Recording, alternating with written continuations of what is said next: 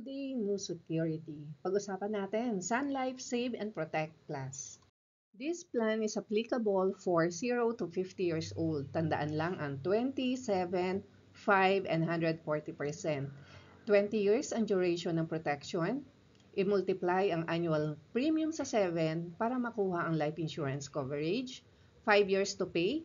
Money back guarantee is 140% of total premium paid.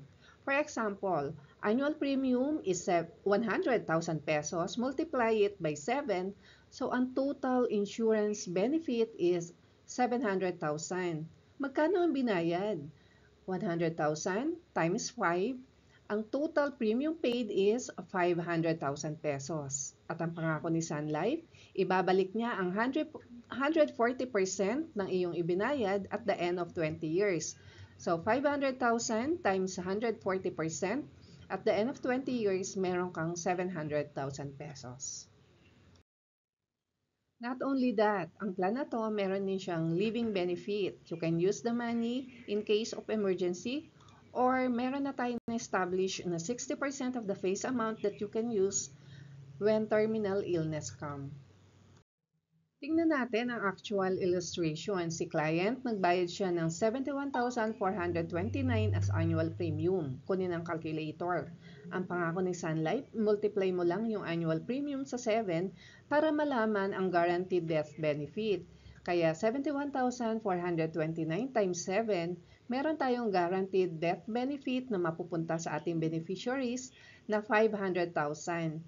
At ang pangako, 5 years to pay lang to, kaya kung mapapansin mo, ang cumulative basic premium paid at the end of 6th year up to 20 year, hindi na siya magbabago. Kung magkano yung binayad mo at the end of 5th year, hanggang doon na lang. Ano pa ang isa pang pangako? Meron tong loanable amount from guaranteed cash value. Meron din itong 60% of the face amount in case terminal illness. So, meron tayong inaasahan na 300,000 kung sakali magkaroon tayo ng terminal illness, pwede na natin itong ma-advance sa plan na to, kahit hindi pa tayo fully paid. How does it feel? Na akala mo nagbabayad ka para sa pamilya mo, yung pala meron kang aasahan na money in case of emergency? How much more? Kapag akala mo, ang insurance mo para lang sa iyong beneficiary, pero pag nagkasakit ka pala, meron na palang naitabi in case of terminal illness.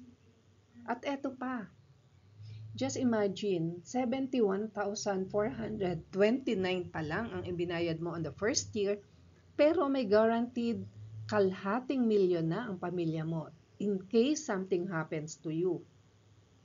At eto pa, magkano nga ang total premium paid mo? 357,143. Pero, in case you outlive the duration of the plan, meron kang matatanggap na 500,000. That is 140% of the total premium paid. How does it feel? Na yung inaakala mong pag-iipon sa pamilya mo, meron ka palang naiipon para sa sarili mo. For further inquiry, you can message me at my social media platforms or send an SMS through this number flashing on your screen. This is Annalyn Morales, licensed financial advisor, Sun Life of Canada, Philippines. Thank you.